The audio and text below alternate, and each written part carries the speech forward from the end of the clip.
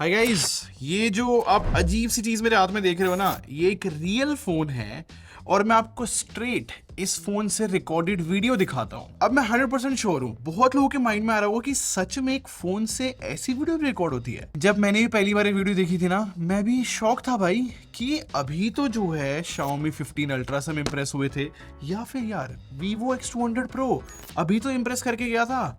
In fact Oppo ने X8 ultra निकाला था।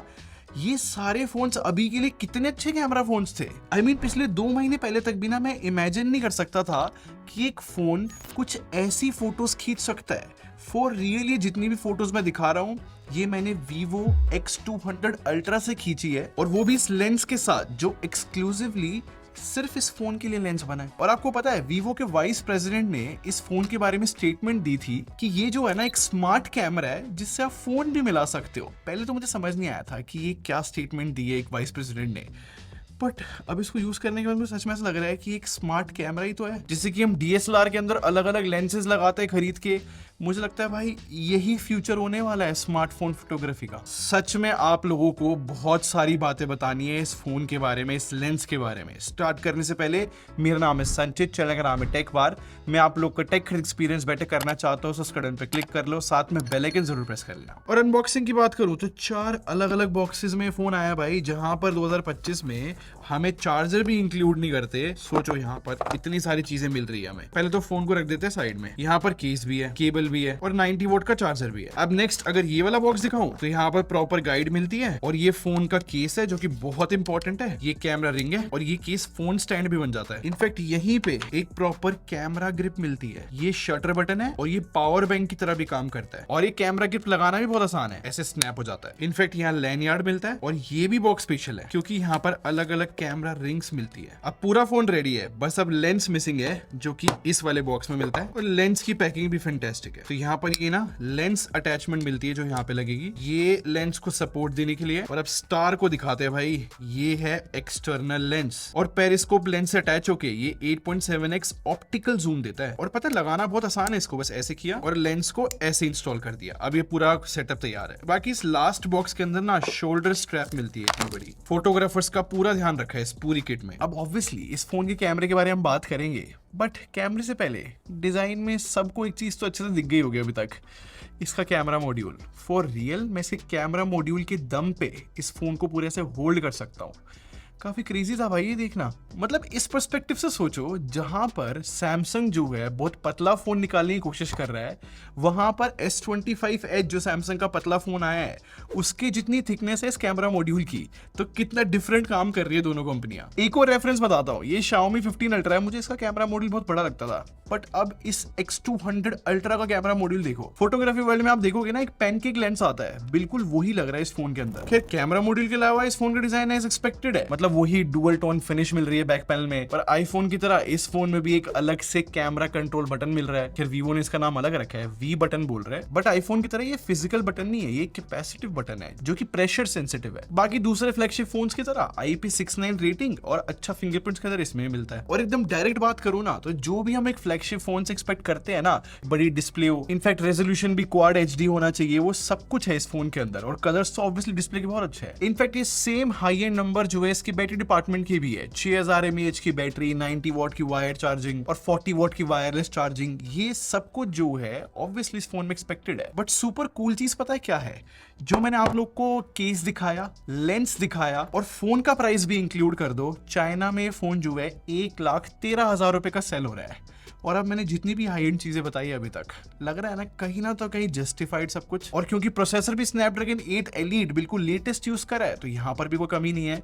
तो ये एक अकेला फोन होगा जो 1 लाख रुपए से ऊपर का होने के बाद भी, क्योंकि ये सब चीजें भी मिल रही है, तो मैं उसको वैल्यू फॉर मनी भी बोल सकता हूँ टेक्निकली। बट अब इन सारी चीजों को साइड में रख के ना, मैं बहुत एक्साइटेड हूँ आप लोगों से कैमरे के बारे में बात करने के लिए। थोड़ा डिटेल में बात करते हैं। देखो 50+50+200 मेगापिक्सल का सेटअप है बैक में, और ऑन पेपर देखा जाए तो Vivo X200 Pro और अल्ट्रा दोनों के कैमरा सेटअप सेम लगता है। बट सिर्फ मेगापिक्सल्स पर मत जाना, यहाँ पर Vivo ने बहुत सारे हार्डवेयर चेंजेस करे हैं जो बहुत इंपैक्टफुल है। एक इंप्रेसिव चीज तो ये है कि इस फोन के अंदर 2 एक्स्ट्रा चिप लगाई है Vivo ने सिर्फ कैमरा कैमरा प्रोसेसिंग को बेटर करने के लिए। इनमें से एक चिप VS1 है जो कि प्री प्रोसेसिंग के काम आएगी। मतलब अगर हमने कैमरा ऐप ओपन करी है, व्यू फाइंडर में हमें जो भी दिख रहा है, कैसी डायनेमिक रेंज दिख रही है, ये सारा काम VS1 चिप करेगी। और जो दूसरी चिप है उसका नाम V3 प्लस है, और इस चिप का काम है कि अगर हमने फोटो कैप्चर करी है उसके बाद कैसी प्रोसेसिंग होगी, बैकग्राउंड में कैसा ब्लर आएगा अगर पोर्ट्रेट मोड से फोटो खींचिए तो, कितनी फास्ट फोटो प्रोसेस होगी, ये सारा काम V3 प्लस करेगी। तो ये सारी टेक्निकल बातें अब आपको पता है।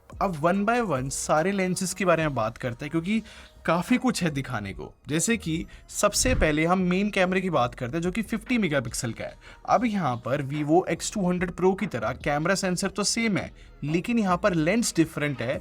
यहाँ पर प्राइमरी लेंस 35 mm का यूज करा है। जस्ट आपके अंडरस्टैंडिंग के लिए बता देता हूँ, जो X200 Pro है उसमें 23 mm का मेन कैमरा है। अब क्योंकि ये X200 Ultra जो है स्पेसिफिकली पता लग रहा है कि यार फोटोग्राफर्स के लिए बनाया है, और आप किसी भी फोटोग्राफर से पूछोगे उनकी फेवरेट फोकल लेंथ जो है 35 mm ही मिलेगी, क्योंकि वो स्ट्रीट फोटोग्राफी में बहुत अच्छा रहता है। और ऐसा भी बताया जाता है कि जो 35 mm फोकल लेंथ होती है ना, वो ह्यूमन आई को मिमिक कर पाता है कहीं ना तो कहीं। और अपने पर्सनल ओपिनियन की बात करूं तो जब मैंने पहली बार इसका मेन कैमरा यूज करना शुरू किया था ना, मेरे को तो बहुत अजीब लगा था, क्योंकि देखो मैं तो यूज टू था 23 mm से, तो मुझे ना ऐसा लग रहा था कि इतना ज्यादा जूम क्यों हो रखा है मेन कैमरे के अंदर। तो थोड़ा टाइम लगा शिफ्ट होने में मेरे को। और बेटर अंडरस्टैंडिंग के लिए मैंने Vivo X200 Pro और Ultra दोनों की कलर प्रोसेसिंग को कंपेयर किया, और यहाँ पर क्लियरली पता लग रहा है कि अल्ट्रा की प्रोसेसिंग मच बेटर है, क्योंकि यहाँ पर डिटेल्स बेटर आ रही है, और अगर किसी फोटो के अंदर मल्टीपल लेयर्स है उनको बेटर तरीके से प्रोसेस कर पा रहा है। And no doubt 35 mm focal length जो है ज्यादा इमर्सिव तो लग रही है। तो ये थी मेन कैमरे की बात।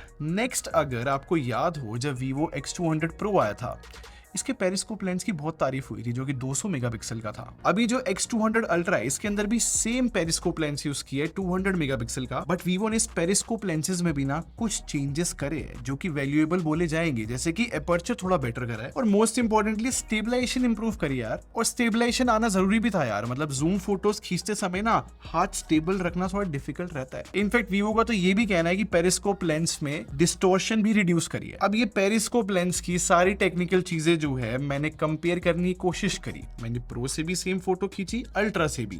अब यहाँ पर ऑनेस्टली मुझे कोई मेजर चेंजेस नहीं देखने को मिले डे लाइट के अंदर, बट जैसे ही मैंने लो लाइट फोटोज को कंपेयर किया तो भाई यहाँ पर तो मेजर डिफरेंस लगा, क्योंकि मैंने नोटिस किया कि लो लाइट के अंदर मूविंग सब्जेक्ट जो है अल्ट्रा बेटर तरीके से प्रोसेस कर पा रहा था। अब क्योंकि एपर्चर भी इंप्रूव हुआ है तो अल्ट्रा की फोटोज में ज्यादा लाइट दिख रही थी, and I think low light में डिटेल्स भी बहुत इंप्रूव हुई है प्रो के मुकाबले। अब क्रेजी बात पता है क्या है यार, X200 Pro का पेरिस्कोप लेंस ऑलरेडी इतना ज्यादा कमाल का है फोन के हिसाब से जज किया जाए तो। अब अल्ट्रा के लिए तो मैं अब इससे ज्यादा क्या ही तारीफ करूं यार, मतलब ये तो और बेटर लग रहा है ऑब्वियसली।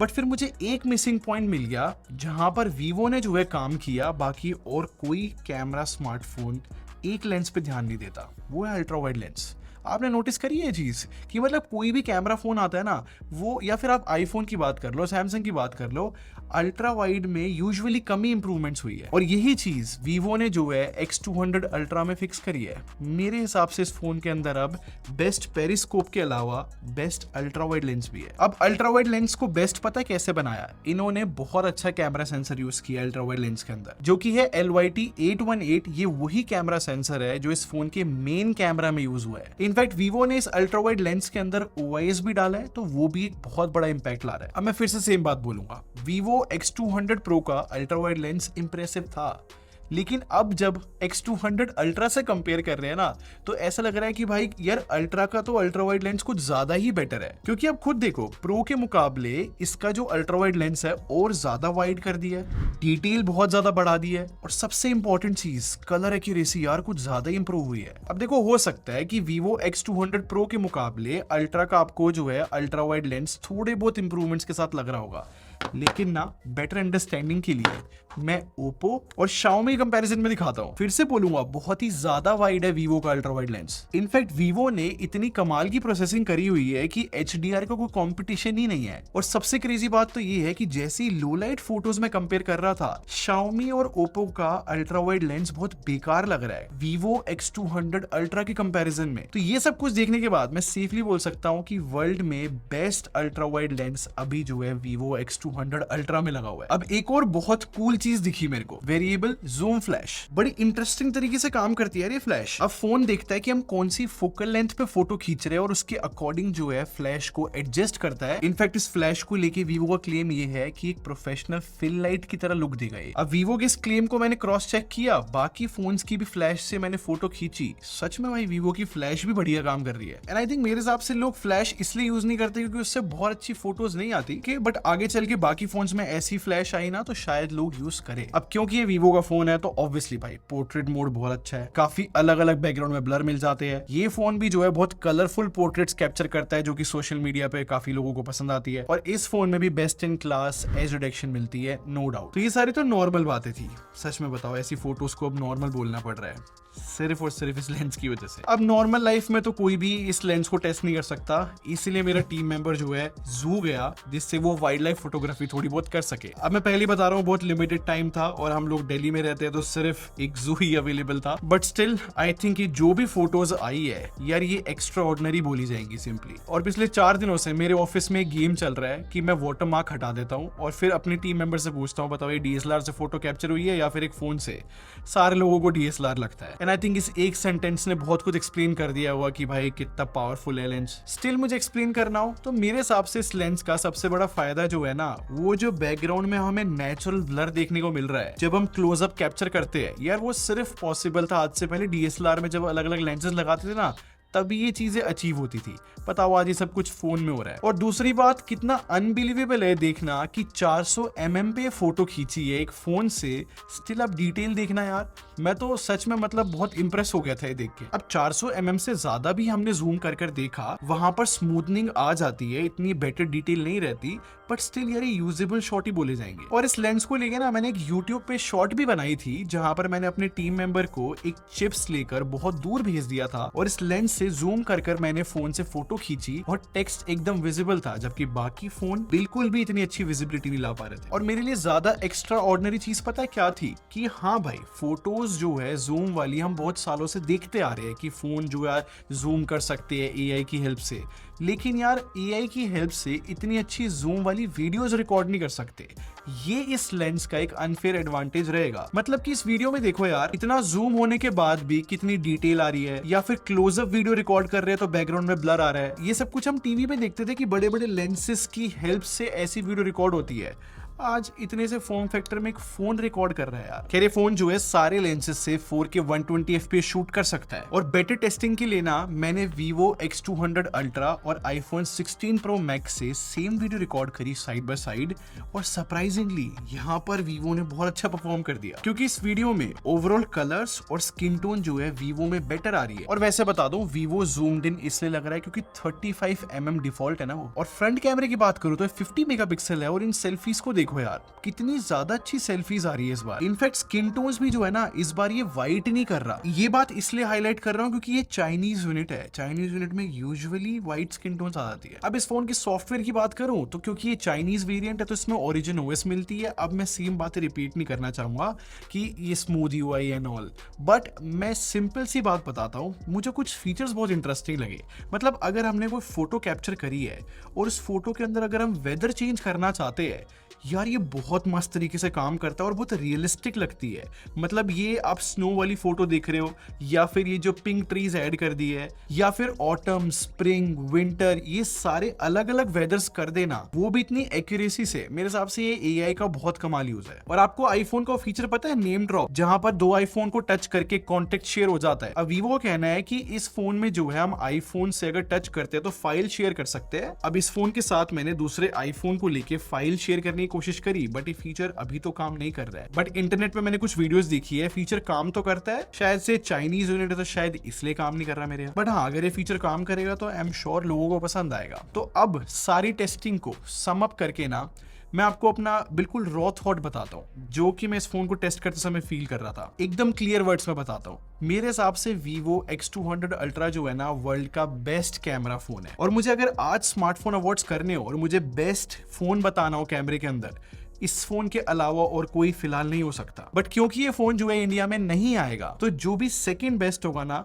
उसी को हम टेक बार अवार्ड्स में इस 2025 के एंड में अवार्ड देंगे भाई। तो टेक्निकली इस साल जो भी बेस्ट कैमरा फोन जीतेगा वो बेस्ट होगा भी नहीं। कितनी सैड बात है भाई। तो इसलिए मैं विश करूंगा कि वीवो क्या तो ये वाला फोन या फिर जो भी इसका नेक्स्ट वेरिएंट आएगा अगले साल वो इंडिया में लेकर आए। खैर ये तो मेरे थॉट्स थे, आपको फोटोज कैसी लगी या फिर आपको एक कॉन्सेप्ट कैसा लगा, मैं सच में आप लोग के कमेंट्स पढ़ना चाहता हूं, तो जरूर कमेंट करके जाना। और अगर ये वीडियो पसंद आई हो तो लाइक बटन पे क्लिक कर देना और सब्सक्राइब करके हमारी टेक बार आर्मी को ज्वाइन कर लो। हम लोग क्वालिटी में बिलीव रखते हैं। अगले मिलते हैं। Thanks for watching. Bye bye guys.